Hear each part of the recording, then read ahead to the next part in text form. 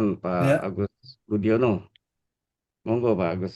Ini apa dalam Tazkiyatun Nafs mau tanya ya untuk supaya kita continue dalam beramal itu caranya gimana ya? Kadang kalau untuk ibadah-ibadah yang rutin memang kita sudah ya sudah paham lah. Teman kalau ibadah-ibadah bangsa kayak Qiyamul Lail itu kadang seminggu itu juga kita tidak full. Bagaimana ya supaya cara kita supaya kita full gitu. Misalkan kayak sholat malam gitu kan. Baca Al-Quran juga kadang sehari dapat satu juz.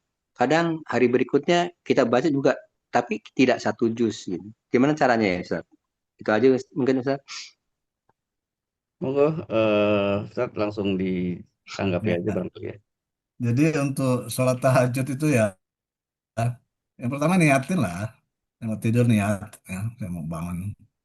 Antum istilahnya targetnya jam berapa bangun? Kalau sekarang subuh jam 4 lewat berapa? 7 menit kah? 5 menit. Ya, ya, antum ancar-ancar lah. Paling nggak itu setengah 4 antum harus sudah bangun. Itu udah paling ini ya, paling ujung lah. Ya, artinya pokoknya upayakan bangun sebelum subuh. Nah, sebetulnya sholat tahajud ini hmm, kalau memang untuk pemula itu cukup 2 rakaat sama 1 witir lah. Jadi jangan sekali tembak langsung 11 rakaat gitu ya.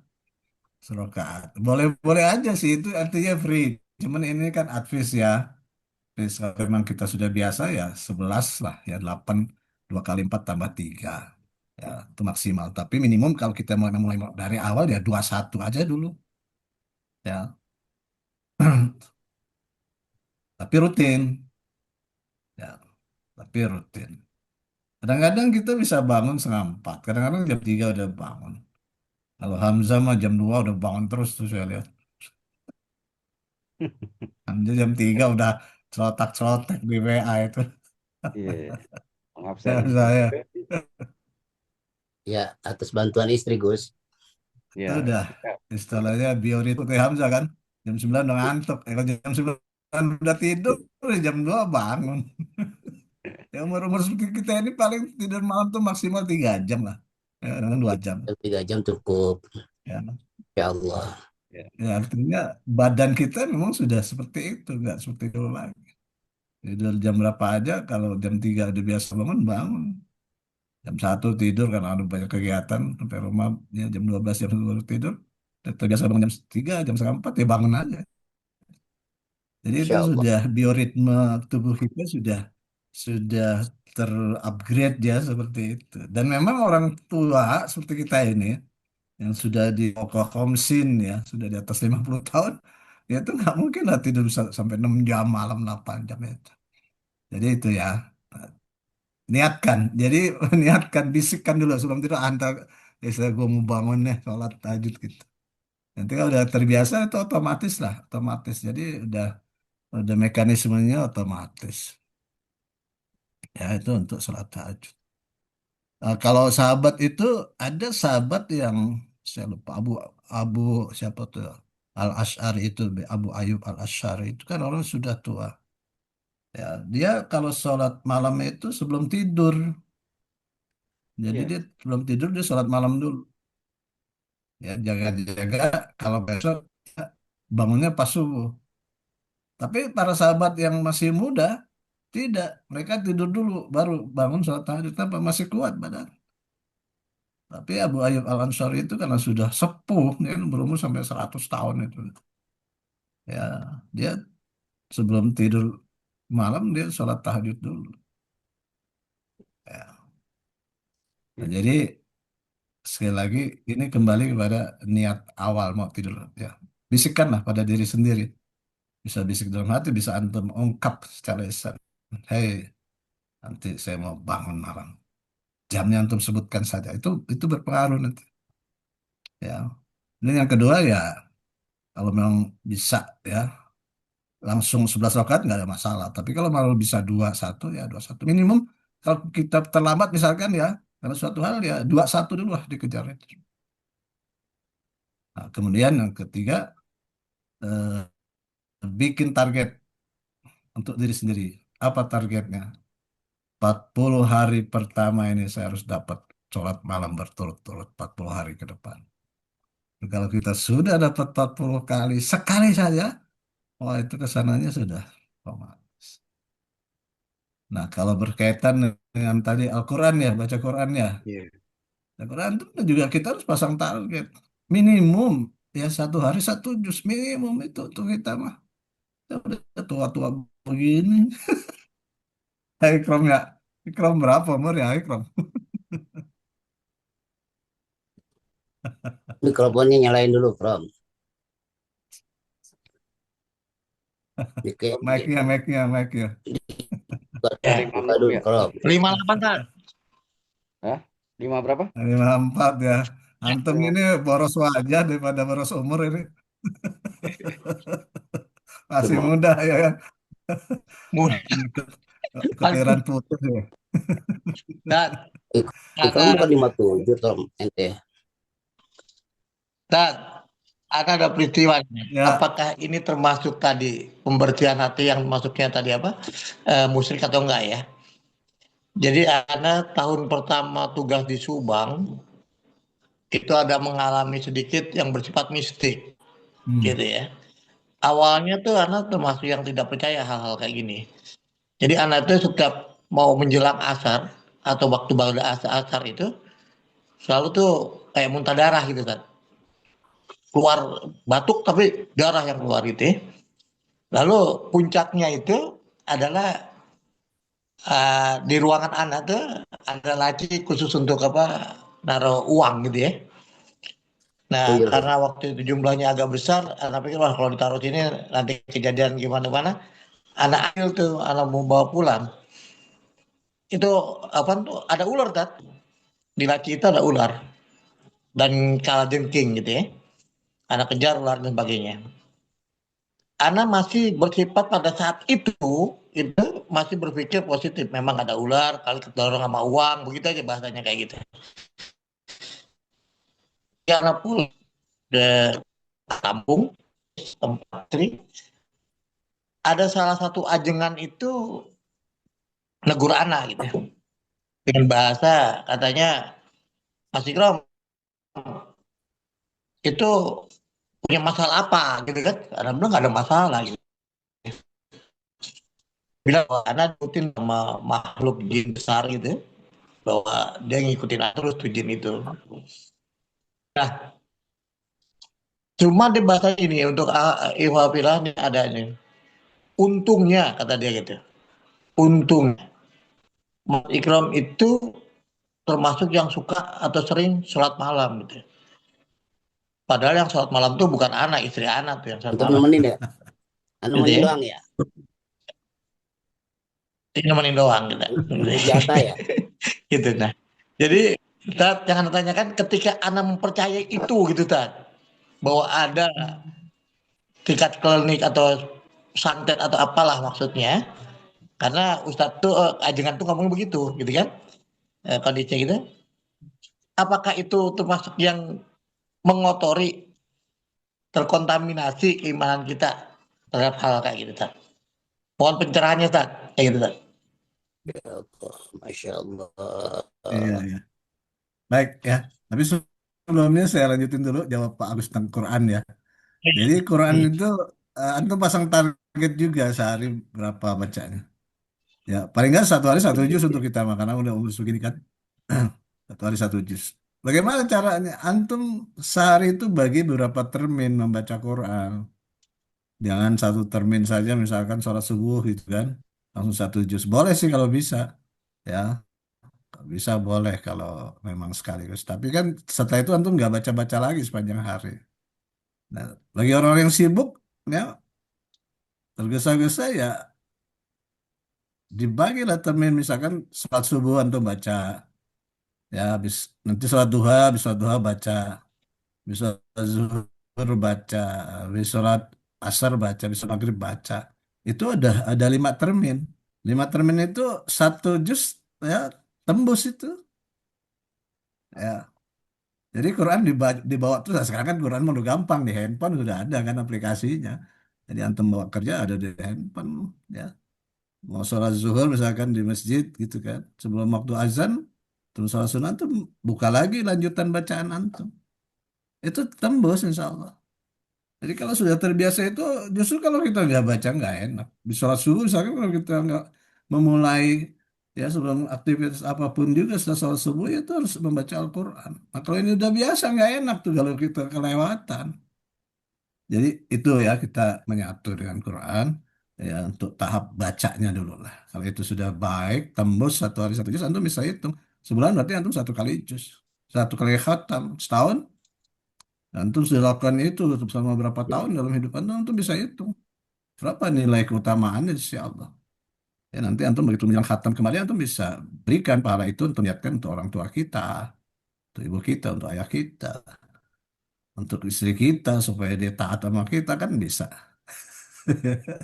Yes. Ya Allah, ini dengan khatam saya baca Quran. Ini saya niatkan juga untuk istri, supaya istri begini, begini, begini. Kok bisa gitu sih Ustaz ya? Ya, Hah? Bisa gitu dengan ini kita niatkan buat istri kita apa orang tua kita. Niatkan boleh. Ya, boleh diniatkan. Ya, emang ulama berbeda pendapat tentang masalah itu. Tapi umumnya ulama itu nggak sampai niat-niat itu. Ya kan? Yang penting sih sudah kita berikan saja. Ya kan?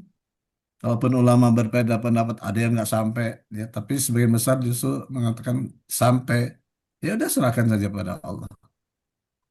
Itu ya itu teknik membaca Quran. Ya, teknik membaca Quran. Nanti kalau kita udah langsung enteng, ringan gitu kita baca. Kadang-kadang kita mengalami kondisi di mana ada surat-surat tertentu yang di situ kita merasa berat membacanya. Begitu nggak kira-kira? Surat Yusuf terutama tuh Ada Ustaz. surat-surat tertentu. Eh? Surat Yusuf terutama tuh yang juz berapa tuh? Juz 12 atau 13 tuh. Ya, ya. Jadi Yang ini berat. Quran itu memang unik ya. Jadi ada orang-orang, jiwa-jiwa manusia itu yang terhadap surat-surat tertentu dia enak banget bacanya. Seng, nyaman. Tapi begitu baca surat tertentu yang lain, terasa berat itu di dalam hati. Yang begitu mesti dilawan. Ya, itu beda-beda itu. Anak, antum, dan sebagainya. Dibacanya susah banget. Kenapa? Ayatnya melintir-melintir ya kan? Ayat melintir-melintir. Tapi setelah kita terus baca, nyaman. Ya, seperti itu. Ya. Allah alam bisawab. Kemudian yang kedua dengan Ikram ya. Ini babnya bab masalah sihir nih. Ya, itu adalah yang disebut dengan sihir. Ada sihir kolbi, ada sihir hasadi. Nah, yang antum alami itu adalah sihir hasadi. Ya, mungkin lain kesempatan kita akan bahas bab sihir kali ya. Jadi sihir itu macam-macam. Salah satunya ada sihir al-hasadi. Sihirnya orang-orang yang hasad sama antum. Ya. Apakah itu memang ada? Ada. Ya. Dalam Islam itu ada dimensi alam gaib. Ya, dimensi alam gaib kita percaya pada jin, ya kan? Kita percaya pada apa setan, ya, Malaikat. percaya pada malaikat, percaya pada sihir. Itu ada pembahasan khusus di dalam akidah. Di dalam akidah itu ada pembahasan khusus. Nah, di antara sihir, sihir itu adalah ya pekerjaan yang dilakukan yang nggak kelihatan mekanisme kerjanya, tapi hasilnya tertampak, dirasakan dan terlihat. Itu sihir. Ya, makanya sihir itu sebut juga halus. Dia halus tidak terlihat oleh pandangan mata. Tapi hasilnya kelihatan. Nah, santet misalkan. Kan kita nggak tahu siapa yang melakukan itu. Ya, tiba-tiba seorang yang kena santet, dia sakit misalkan. Pergi ke dokter dicek normal semuanya. Tapi dia mengalami gejala ya yang aneh-aneh. Dulu saya pernah ya menghadapi orang yang kalau makan itu nggak berhenti-berhenti. Dan normalnya dia makan cuma sepiring. Tapi kalau dimakan 3 piring. Terus pas saat lagi dia minta, dia kena santet. Apa santetnya siapa? Ya itu diperkirakan kita nggak pernah tahu. Rupanya ini orang sedang dipromosikan untuk satu jabatan. Ya Karena dia dipromosikan, mungkin ada orang merasa tersaingi, dia kerjain melalui sihir. Itu ada yang disebut dengan sihir hasadi. Ya, apalagi dalam dunia bisnis ya pasti juga itu ada. Sihir itu sudah ada sejak zaman Firaun. Bahkan Firaun ya itu bersandar kepada tukang sihir. Rasulullah itu disihir. Ya, jadi itu memang memang ada. Apalagi dalam dunia bisnis, dalam dunia usaha, ya antum juga itu nanti berbuatan dalam tanda kutip ya tender misalkan ya kan. Wah itu macam-macam nanti orang ya, yang tidak beriman itu melakukan berbagai hal. Nah, gimana caranya? Ya kita berlindung kepada Allah. Ya, tadi dikatakan bahwa sholat tahajud itu bisa menghambat tersebut. Nah, ya, di kita kan ada ya setelah sholat subuh kita baca maksurat kan. Maksurat ya itu kan ada doanya. Bismillahirrahmanirrahim la yadurru asmihi syai'un Wasmi fil fil ardi ardi wala fis wala sama wa huwas sami'ul alim. Itu hal itu sendiri. Nah, kemudian yang kedua kita jangan sampai melakukan dosa-dosa. Orang yang berdosa banyak dosanya itu lebih mudah untuk kena sihir ketimbang daripada orang yang punya iman dan takwa. Jadi itu ada ya, eh, Ram. Itu memang ada. Dunia itu real, konkret. Walaupun secara bukti kita sulit ya mengatakan atau memperlihatkan bukti. Tapi realitanya itu ada. Itu babnya bab sihir. Sihir hasadi. Sihir orang-orang yang hasad. Makanya dalam surah Al-Falaq kan ada itu ya. Qul a'udzu birabbil falaq min syarri ma khalaq wa min syarri ghasikin idza waqab wa min syarri nafatsati fil 'uqad wa min syarri hasidin Tidak. idza hasad. Itu ya ayat kelamnya. Jadi Ya, antum baca Quran dan lewat sehari juga ya. Nggak perlu tahajud tiap malam ya, sholat berjamaah ya dan baca surat tiap pagi dan sore. Karena orang orang yang berkecimpung seperti antum di dunia seperti itu ya kompetitornya banyak dan kompetitor itu kalau misalkan dia tidak berhasil, tidak tertutup kemungkinan muncul rasa hasad dan dengki. Ya, ini bukan berarti kita berpikir negatif terhadap orang, tapi memang realitanya seperti itu. Jangan kan dalam dunia bisnis, dalam dunia ya usaha, ya dalam dunia pendidikan juga berlaku seperti itu. Ada saja ya orang-orang model begitu. Allah alam bisawab. Baik, Ustaz, Ade Khalifah, terima kasih atas tanggapan jawaban. Lanjut untuk penanya berikutnya. Aprio tuh, Aprio. Aprio, mau Monggo, tanya apa, Aprio? biar suaranya keluar ini. buka Ya, dulu. wajahnya doang, no. Sabrio, Sabrio, ayo Taco, dari Riau nih, Ah, kepulauan, Pri, Ustaz, ada Pri, dari Bro. kepulauan nih, jauh nih, dari jauh nih. Pri nih. Jepang Ustaz, laut. Ustaz, Ustaz, Ustaz Ade Khalifah. Ustaz, ada sedikit ganjalan kan terkait dengan amalan akhir dari kehidupan kita. Halo, dengeran ya? Ya, Ya, Dengar, dengar. dengar. Jelas suara Ya, antum. di hadis kan dikatakan bahwa amalan ditentukan oleh akhirnya. ya, Kalau kita dari awal kehidupan kita itu baik, kemudian di akhirnya kita jadi buruk melakukan sesuatu yang keseleo jadi buruk, maka jatuhnya kan su'ul khotimah, Ustaz ya. ya. Ya, Lantas bagaimana Ustaz hitungannya nanti di yaumil akhir nanti Ustaz? Iya, itu kan. Sementara kan Hmm. ada timbangan-timbangan kan Ustaz nanti di apa namanya di alam Yaumul hisab. yaumil hisab itu.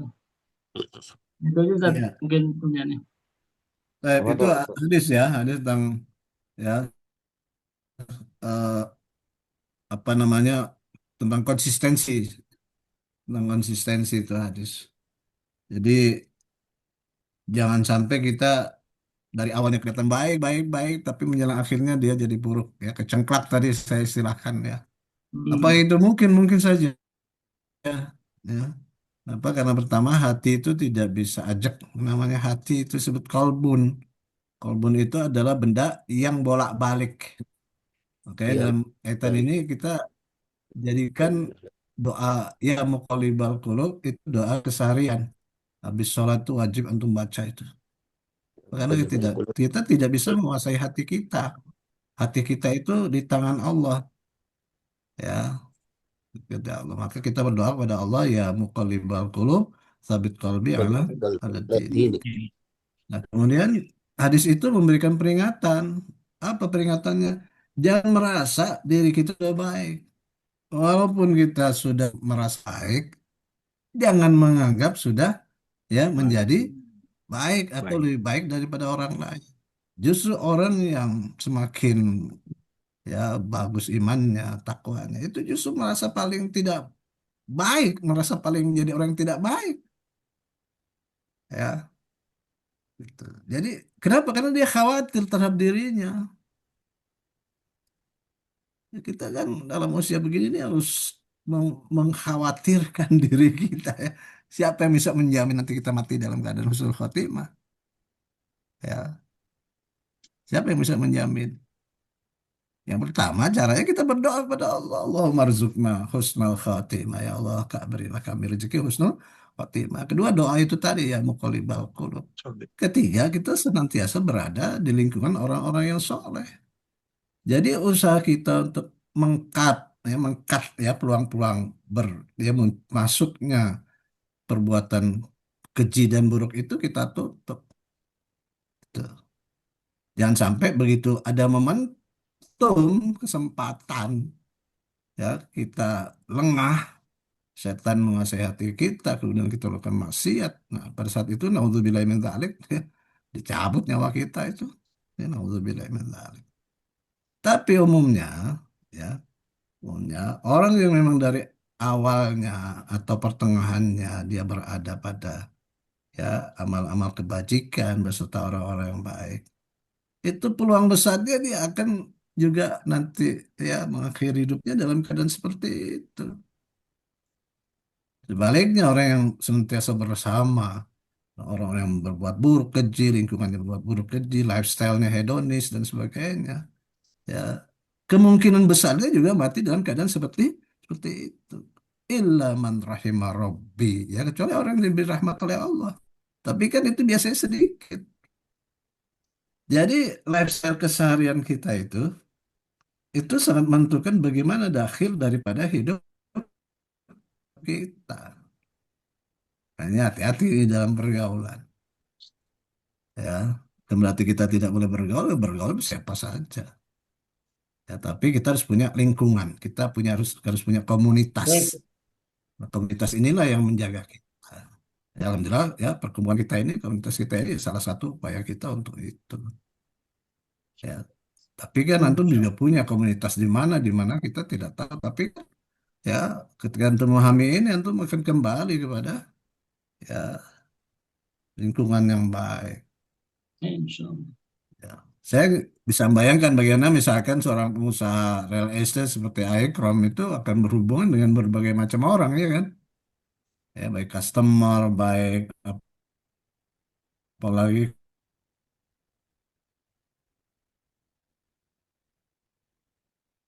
ya, suaranya mati ya. Ustaz. kolega dan sebagainya. Bagus di kantor kan?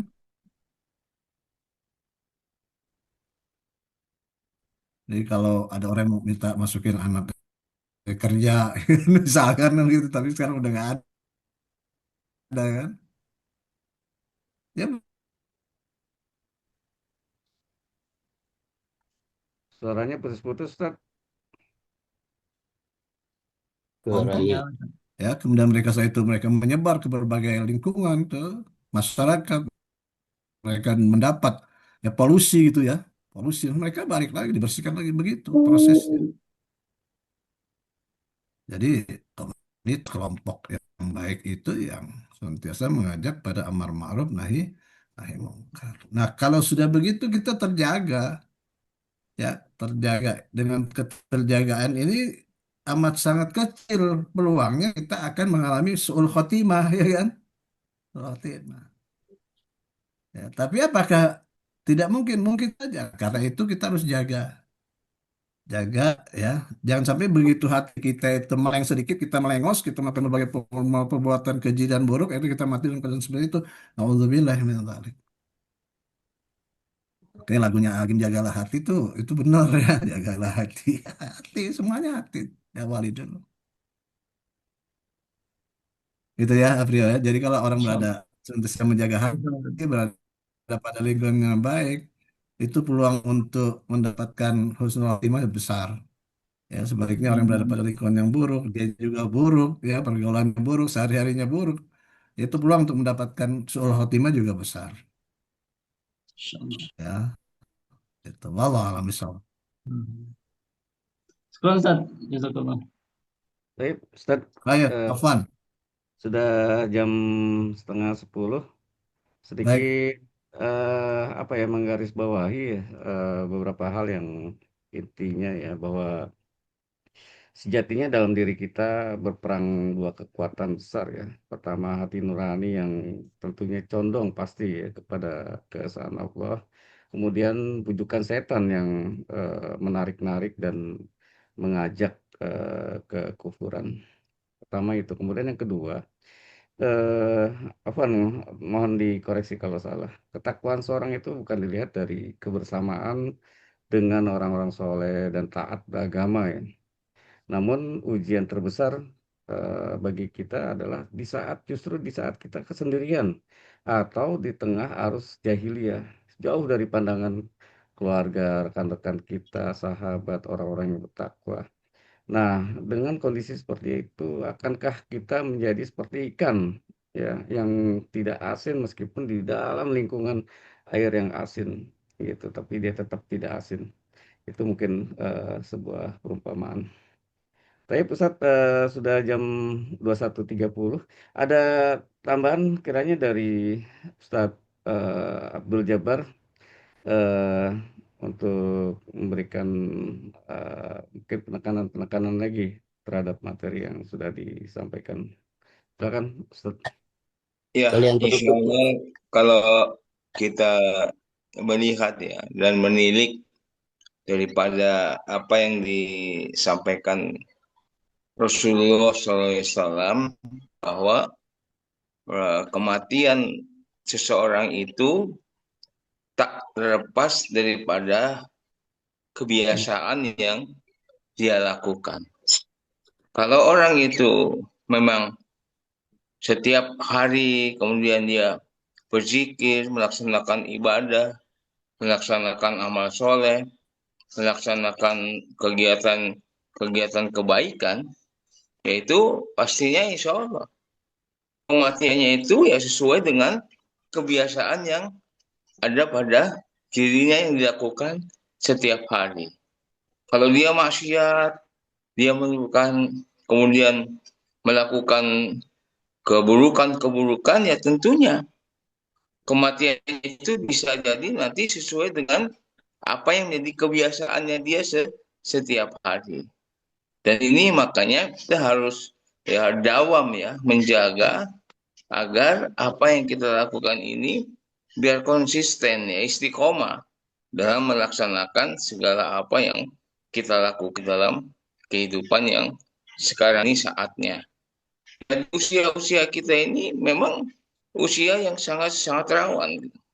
Usia yang apabila kita sudah biasa, ya ini dalam hadis Rasulullah SAW dikatakan, apabila orang itu sudah biasa melaksanakan sesuatu perbuatan kebaikan, dan pada saat tertentu karena ada ujur syar'i dia tidak bisa melakukannya, maka tetap Allah akan hitung itu pahalanya di saat ketika dia tidak mampu melaksanakan, walaupun dia tidak mengerjakan.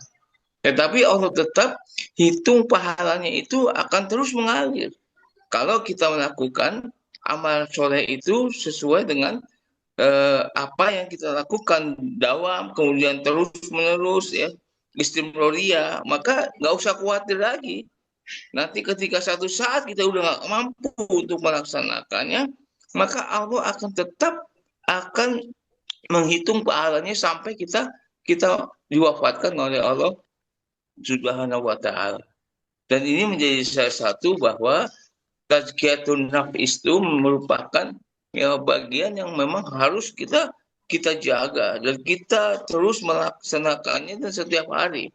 Ya, makanya kenapa dalam tadi saya menyampaikan ya di grup itu ya tulisan berupa bagaimana kita ini harus selalu bermuhasabah ya musahabah kepada Allah Subhanahu wa taala tentang apa yang sudah kita lakukan. Nah, mungkin ini menjadi salah satu hal ya bahwa apa yang kemudian kita lakukan itu memang di akhir hidup kita itu akan ditentukan gitu. Ya sebagaimana yang saya pernah sampaikan ketika kuliah subuh di Wisma Tugu itu menjadi salah satu hal renungan bagi kita. Kan semua itu tidak akan berarti ketika kita memiliki hati yang kotor. Maka ketika hati kita bersih, otomatis semuanya pasti akan bersih kan. Sebagaimana hadis ala anna fil jasadi mudghah. Wa idza sholahat jasadu kulluhu wa idza fasadat jasadu kulluhu. Allah wa hiya qalb. Nah, inilah makanya yang penting kita untuk melaksanakannya. Makanya insya Allah ya malam-malam 2 minggu sekali kita ini sangat yang bermanfaat sekali. Rugi kita kalau kita nggak pernah ikut ataupun tidak mencoba untuk walaupun cuma 1,5 jam, tapi masya Allah ini menjadi salah satu hati kita untuk bisa terbuka melihat bahwasanya apa yang selama ini tertutup hati kita mungkin ada banyak penyakitnya terbuka dengan apa yang kita lakukan hari ini. Ya mudah-mudahan ini sangat bermanfaat. Ya mungkin nanti ada satu waktu ya dipergunakan untuk kita diskusi. Ya materinya juga jangan terlalu lama-lama, mungkin 20 menit baru kemudian kita teruskan dengan diskusi. Itu nanti di hari kemudian bisa kita lakukan seperti itu sehingga terbuka semua kita memberikan pendapat, mengeluarkan pendapat sehingga apa yang kita nanti bisa harapkan bisa terwujud. Dan itu mungkin Pak Agus Warham apa yang bisa saya sampaikan sebagai penambah dari kegiatan acara ini. Demikian, Assalamualaikum warahmatullahi wabarakatuh. Waalaikumsalam warahmatullahi wabarakatuh. Ustaz, Afan belum lengkap rasanya kalau belum sekalian ditutup dengan doa Robitoh dari Ustaz Abdul Jabbar. Mohon. Ada Ustaz yang lain itu? Ya. Iya kita baca subhanaka Allahumma aja wa bihamdika asyhadu an la ilaha illa anta astaghfiruka wa atubu ilaik. Itu doa yang paling makbul itu. Ya, baik Ustaz. Kalau gitu rekan-rekan semua, baik, terima kasih atas kebersamaannya malam ini, terutama Ustaz Ade Khalifah yang sudah meluangkan waktu, tenaga dan pikiran untuk memberikan taujih kepada kita semua. Marilah bersama kita akhiri pertemuan untuk malam pertama ini dengan bersama membaca doa kafaratul majelis.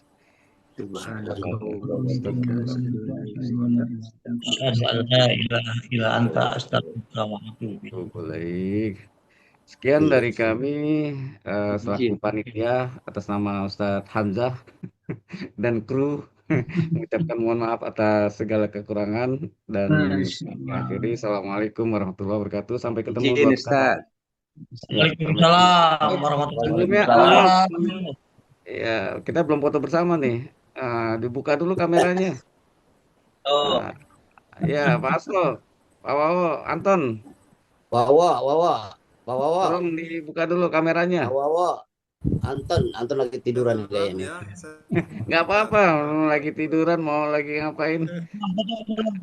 Terus itu saya duluan ya. Ini dulu, di screenshot dulu sebentar. 1, 2, 3. Oke, makasih semua. Ya, assalamualaikum. Ya non, assalamualaikum. Salam. Allah. Ya.